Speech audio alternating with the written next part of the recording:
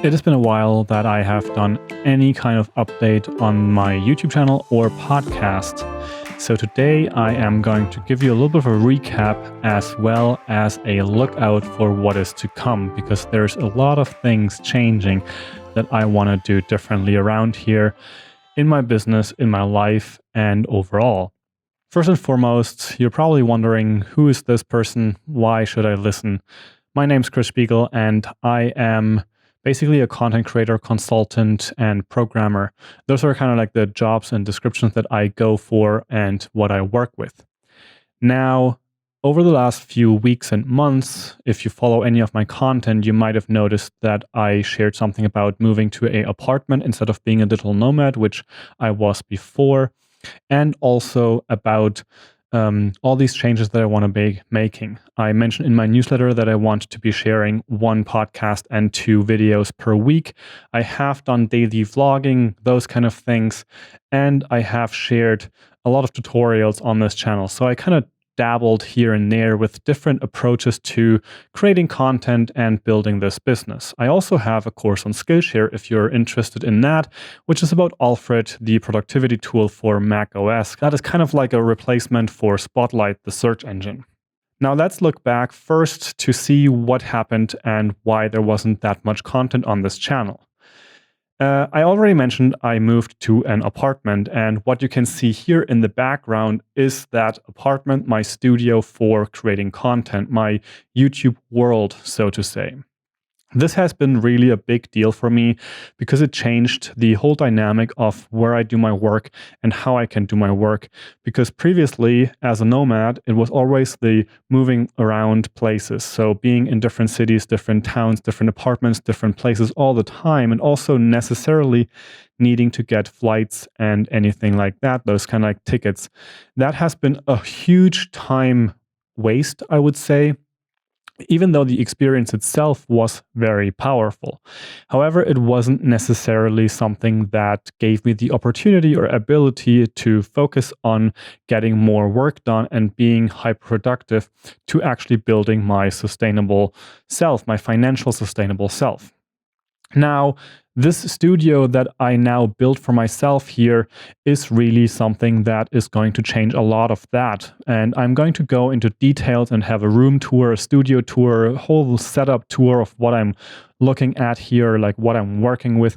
I will do all of that in coming up videos. But kind of like to give you a little bit of a start here, it's basically a 2-room apartment, which is basically 1 sleeping space and 1 living space where there's a kitchen and stuff like that. And there's a bathroom. Now, I kind of furnished it a little bit differently. I made this my working room, and the room next door is the whole living, sleeping, eating, cooking, kind of like studio apartment, so to say, even though like this is basically the studio part. And that gives me the freedom to be a little more centered, a little bit more grounded, have a specific dedicated work area that I can go to. I also have a new partner here in Hof who I do spend a lot of time with, and especially for evenings and dinners, for example, that opens the door for sharing that experience of cooking together and having a nice evening routine that way. And that also helps a little bit since this apartment that I am living in is rather small. Even though I don't necessarily mind that, I really think that this minimalist approach to having a living space cost very little and at the same time be very efficient is a really good thing. But it is a really nice thing to have that added dynamic of a relationship in that.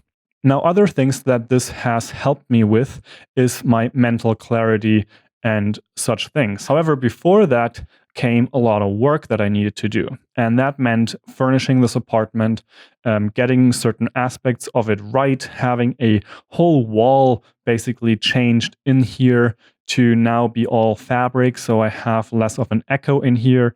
And that had been a lot of work. Then we had also multiple other things to renovate. My partner here actually started a yoga studio in Hof. So that was a whole lot of renovating, creating the website and stuff like that. And so there was a lot of things going on behind the scenes. And next to family stuff, those kind of renovating tasks, as well as moving in here and client work, I wasn't really at the best of my game to also create content next to all of that. Now, having the space now and having it ready to go in a way that I actually like to work in is really a game changer, because it is, as I said before, removing myself from family. And this is a really important aspect for me, because for the most part of my travels, it was really easy because there is this added dynamic of you are far away from, for example, your family. So no responsibilities or expectations are necessarily put on you, and instead you can really just live your life. And I do think that some of the people that are traveling constantly, they may actually be just fleeing from something that is back home. And for me, that certainly was that when I was gone and in different countries, be it in Chiang Mai or the US or Australia, that gave me the freedom that I didn't have to be on any family function, and I could just focus on my business and my experience. Now, being back in Hof, I have family around me, and that adds this dynamic of, well, you're there, why don't you help with X, Y, and Z? And I didn't really have the strength that much to say no to that because I was working. Now, I recently got back to this image in my head that basically reminded me of my time in school. So when I was in school as a pupil, when I was like 14, 15 years old, I would go there at 7 a.m. and then I would come home at 2 p.m. And the time in between, you did not have any way of contacting me. And nowadays, it's super, super easy to always be on call, be always ready to go. So when someone's phone breaks, or when someone's laptop doesn't work, or the Wi-Fi fracks out, or the printer doesn't work, I'm like always being called whenever the time is necessary. So now I am trying to get that back, basically, to say like, no, I cannot be available all times. And having this space for myself is really helpful in that, because it gives me the ability that I can shut the door, I can close myself off, I can put my phone on silent mode, and I just work and nobody's going to disturb me. And then I can check in with all of those things later. So finding the confidence and my belief in myself that I can actually do this and step away from all of those things for a certain amount of time has really helped me to regain my clarity, regain my focus, and my ability to do these longer lasting tasks. Like, I am someone who most likely really desires to have certain chunks of time. So it's like, I don't really want to get started on creating something, be it client work or a video, if I only have 20 or 30 minutes here and there. I really desire to have 5 hours straight, which is no distractions. There's just my work and myself in this room, in this apartment, to create whatever it is that I want to be creating. So it doesn't really work for me to go in these like 30-minute sprints, and instead I really want to have those chunks of time.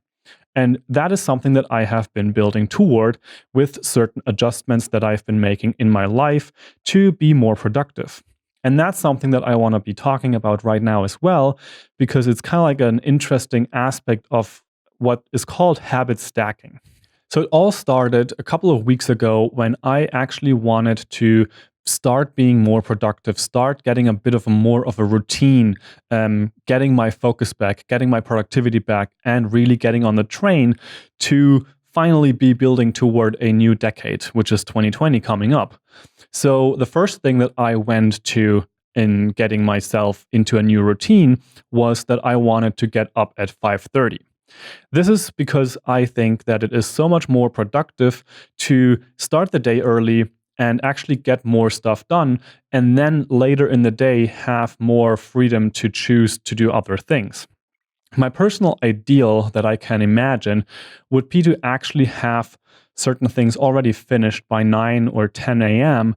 and be done with the whole workday basically by I think 1 p.m. or something like that. Like, being ready and just having that freedom at 1 p.m. to be able to say like, yes, this is everything that I needed to do today, and everything that I do from now on is purely my pleasure of creating something more, or just sitting there and reading a book or doing something completely different. So that's one habit that I wanted to cultivate for a long time. But I think that I overdid it a lot of times with packing expectations onto that. So what I mean by that is that this time around, my only focus, my only goal for about 2 weeks was getting up at 5:30.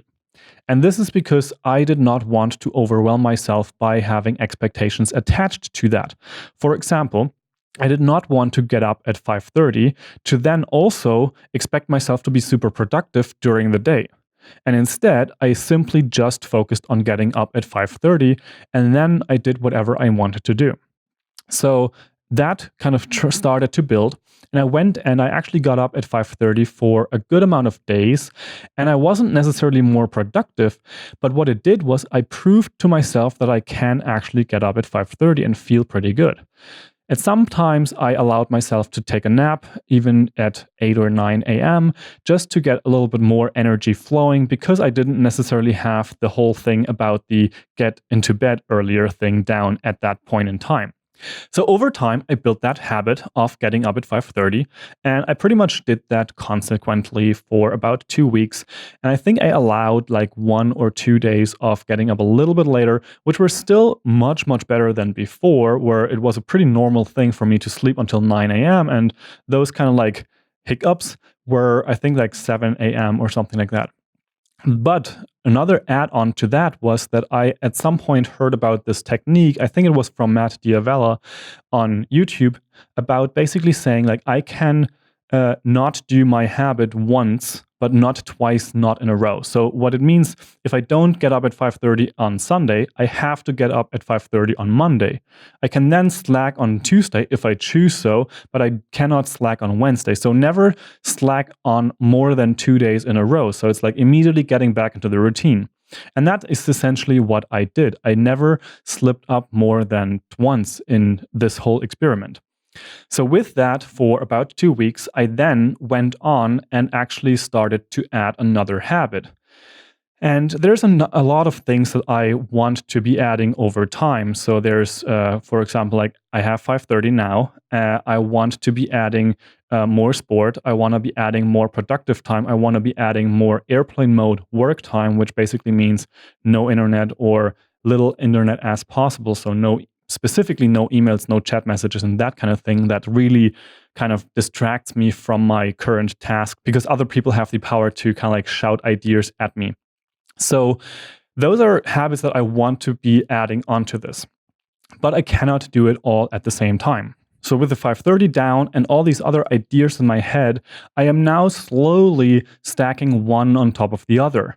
And that really has helped me to stay more on this track of being a better self or improving over the long run, and not putting myself down just because I think like, yeah, I got up at 5:30, but then I wasn't really productive. So this is all crap and I don't really want to get up at 5:30. And like that whole spiral going down, I didn't let myself fall into that. And instead I just said 5:30, that's enough. And then adding on from there. So that has really, really changed the way that I am building habits right now into this routine where I just add one after the other. And I don't necessarily want to wait 21 days until I add another one and stuff like that. I am going to build onto it a little bit quicker.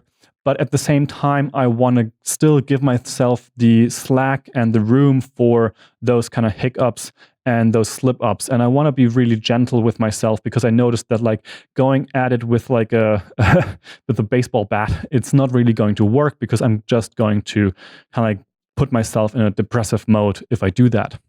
Now, with all of that, and I'm going to probably be talking about these kind of topics in specific videos, as well as to like how I am doing certain things and how I'm working with certain aspects, what I'm learning from these kind of habit buildings and stuff like that. I'm going to talk about that in more detail in different videos and podcast episodes as well. But the most interesting part about all of this is that it's in the wake of a new decade. So we have 2019, which is coming to a close fairly soon, and then we have 2020 coming up. And I'm super excited at what's to come. It's a defining decade, so to speak. And that's really defining, considering that about a year or two ago, I read this book, Defining Decade by Mac J, about the time between 20 and 30, which is also coming to a close for me. Being born in 1990, for me, those decades that are passing are also my own decades that are passing. So 2020 is going to be the year that I turn 30. And that is really interesting. I'm super excited at what's to come. I'm also anxious because it is the year that I'm turning 30. And looking back, I can feel proud about what I have achieved over the last 30 years. But at the same time, there's a part of me that says you had way, way bigger goals. You expected yourself to be in a completely different position right now. I expected myself to be in a place where I would have more savings, where I would have more financial independence, more financial security, and overall just a much more settled life. Like this image in my head of what a 30-year-old should be or what I would expect of myself. And it's really easy to look into the world and see people who are not successful, but it's so much more joyful and at the same time, weirdly enough, depressing to look out into the world and then you see those 28-year-olds who have $1 million portfolio in real estate.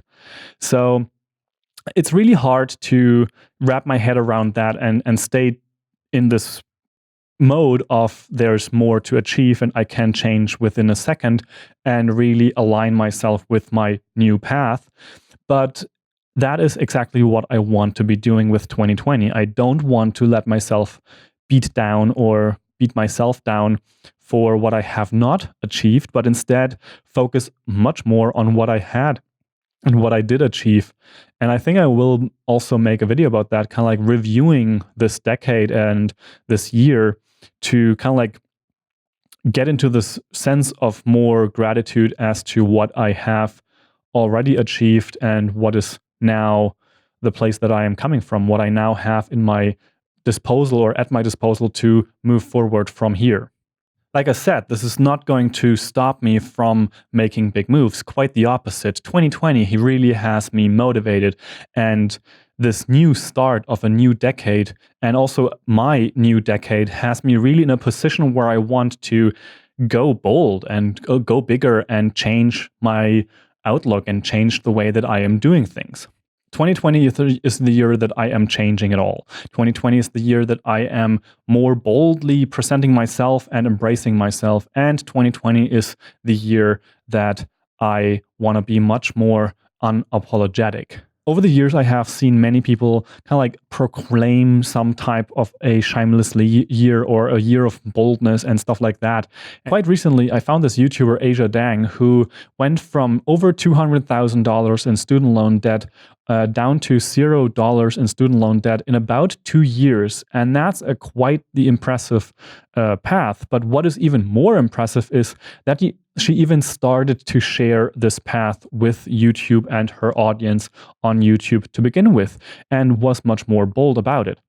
Now, I have looked into these people like Asia and kind of like wanted to get inspired for myself, or am getting inspired for myself to say like, yeah, I can be different as well. I can be more bold as well. And I don't really have to give a fuck about what other people are saying, thinking, and doing. And it is so easy for myself to think that it is so important what other people who watch these videos are thinking. And most times those thoughts kind of like turn into the negative. And instead, I should be focusing on the positive and see all the good comments that are coming in and all the comments that are alleviating or encouraging me to create more. So people like Asia are the people that I want to strive to be more like, so to speak. Another YouTuber that comes to mind is Sorelli, who is also someone who is way more bold on her YouTube channel than one would expect. And some people say she is too much, but she also represents herself and she is unapologetically herself. And for me, that means that I would have to put more out there that I don't necessarily feel comfortable about at that point in time, but over time, I do believe that that would change, and that develops a new confidence to be able to go out there more boldly, go out into networking events, to the travels, overall, just be more outgoing. So looking back, I haven't been sharing as much because of all kinds of reasons. And now, looking into the future, I am in a place where I say, like, no, I'm not going to stick to this. I'm not going to continue doing this way. I'm going to change it. Because all these beliefs of, for example, thinking that I need to have a certain quality, I need to have certain topics, I need to have or I don't think that I have enough to share. And I thought that nobody would care, even though the YouTube channel that this video is on and also the podcast, there's views, there's listeners. And on my YouTube channel, I have 180,000 views, which is quite impressive. And I don't want to forget this. I want to highlight it for myself and highlight it in myself to recognize that and actually feel that there's a ton of people who are watching this content, and there's over 880 people who have subscribed to this YouTube channel, and I don't really want to forget that, and I want to be sharing more and creating more for this audience who is you. And I think that that's really something that needed a reframe in myself, and it's something that is going to have a huge impact as I am developing what I'm doing and who I'm becoming. Because now I'm learning to not necessarily compare myself to the top 10 that I see out there. Recognizing that not everybody knows everything and not everybody knows everybody. So some information that I may have heard somewhere and I want to expand upon, I don't necessarily have to think that everybody can just watch the other person's video, which may be true, but at the same time, not everybody is going to find that. And I wrote an article about a couple of, 3 years ago, which was called "There's Always New People." And that also talked about the relatability-ness of someone in this world. So someone who's starting out and who doesn't have $100,000 of income every month is sometimes more relatable to someone who's also starting out. So you can share a journey together instead of having this huge master that you're looking up to who is completely unattainable at this point, and you really need someone who is on your journey as well.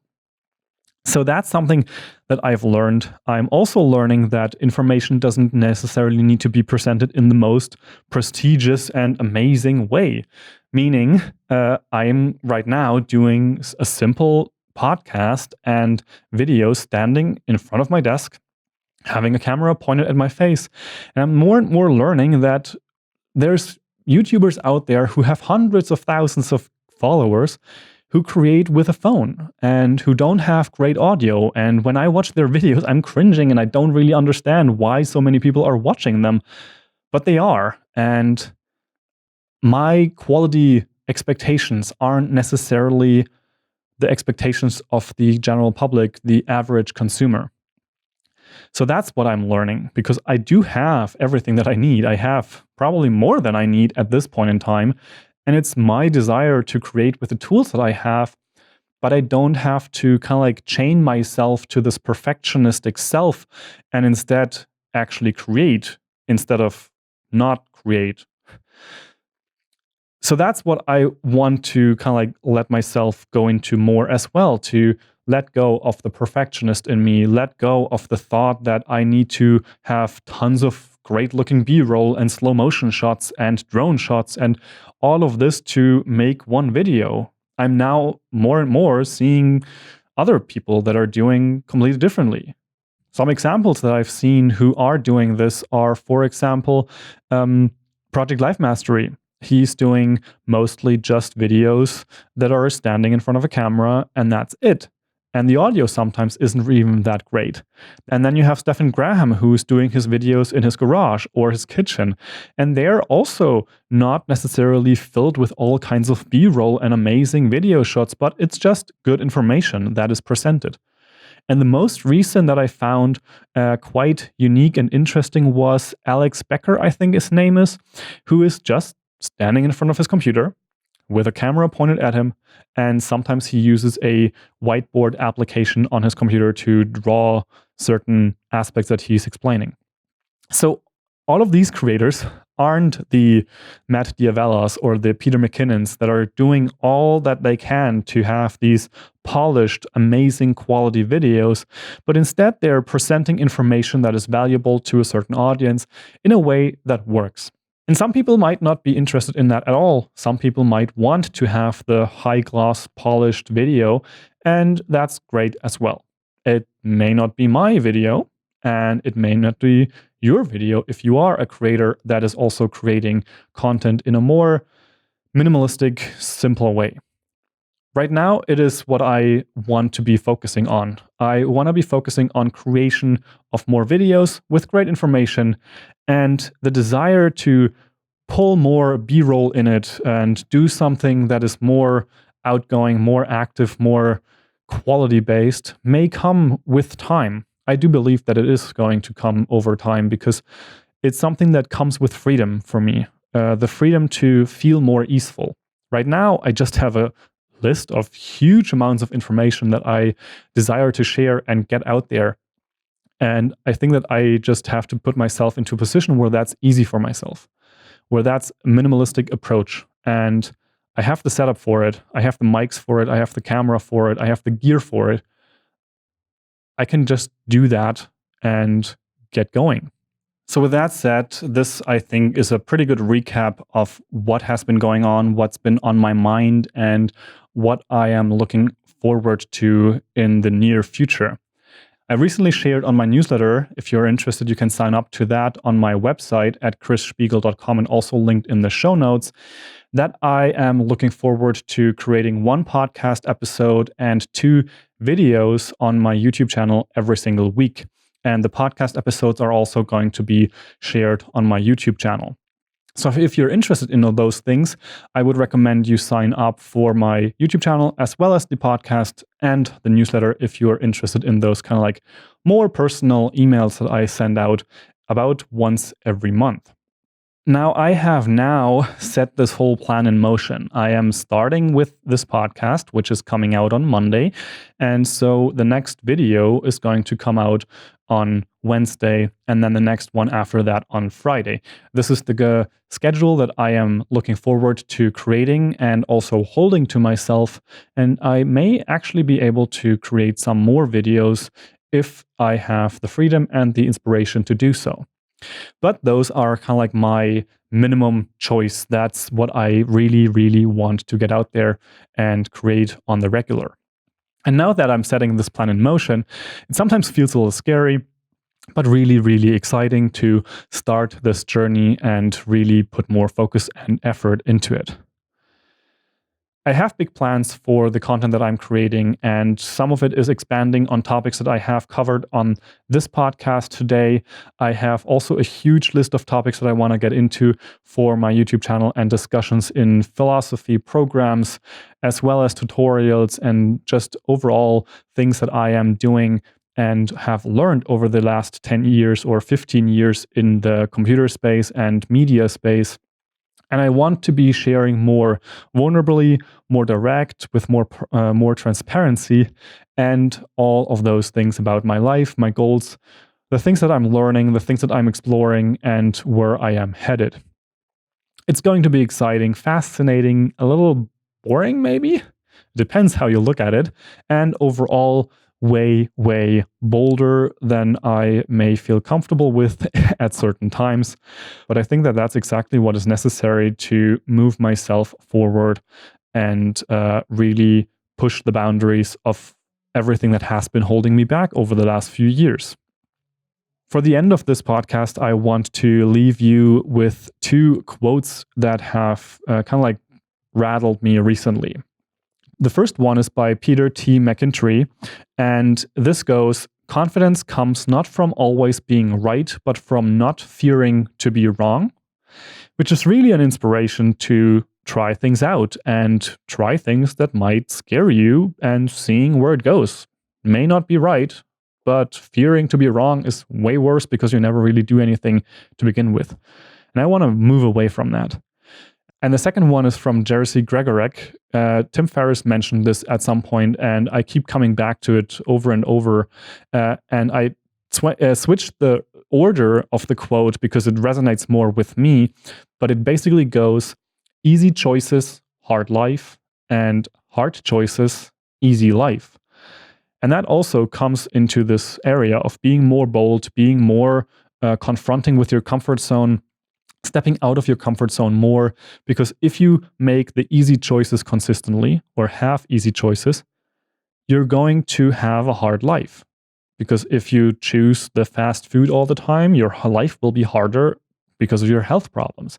But if you do the hard choices, you choose the workout, the early mornings, the work, the focus, maybe stepping away from social media for certain times of the day to step up and focus on your work more, those may be the hard choices, because in the short term, you are depriving yourself of something that you really crave or might be craving. But over the long term, that makes life that much more easeful. For example, because you're able to work way more and way more productively, which in turn increases your income, which then in turn actually helps you pay the bills and live a much more easier and lighter life. So I'm going to leave you with those thoughts, and I hope this was interesting for you. It's a different episode. It's one of those things that is going to probably impact everything that I do from now on. And I am really, really excited to change how I'm doing things and change what I'm doing and approaching my own life. And that's really inspiring for myself.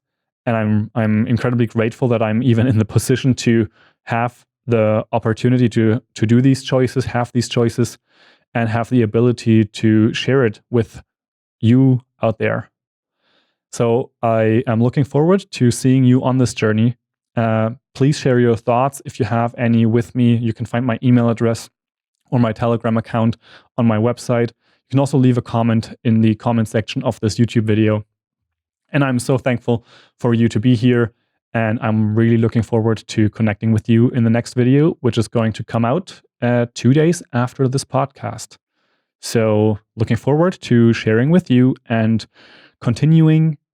And with that, I'm off to go and produce this, edit it, and then get it ready for publication. So have an awesome day, and I see you. Make it your life, which was one of my slogans at some point. And yeah, just do it.